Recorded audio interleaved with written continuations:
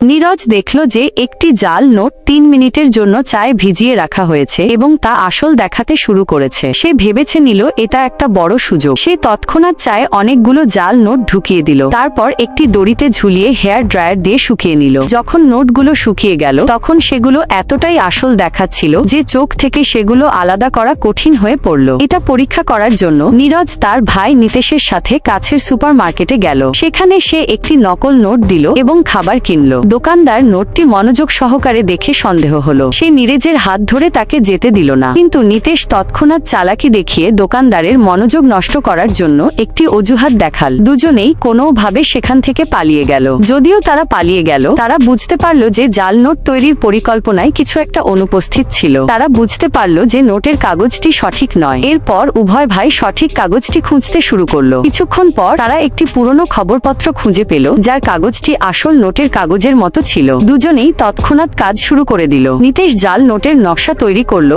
এবং নীরজ সঠিক পরিমাণে চায়ের মিশ্রণ তৈরি করলো। 7 দিন 8 রাতের কঠোর পরিশ্রমের পর তারা এমন জাল নোট তৈরি করলো যা আসল নোটের চেয়ে বেশি আসল দেখতে ছিল। তারা 10 টাকার নোট থেকে একটি হলোগ্রাম স্ট্রিপ নিয়ে 100 টাকার নোটের উপর লাগিয়ে দিল, যার ফলে নোটগুলি আরো আসল দেখাচ্ছিল। এই নোটগুলি জাল নোট চিনতে পারে এমন মেশিনকেও ঠকিয়ে দিল। এই কৌশলের মাধ্যমে উভয় ভাই রাতারাতি ধনী হয়ে গেল।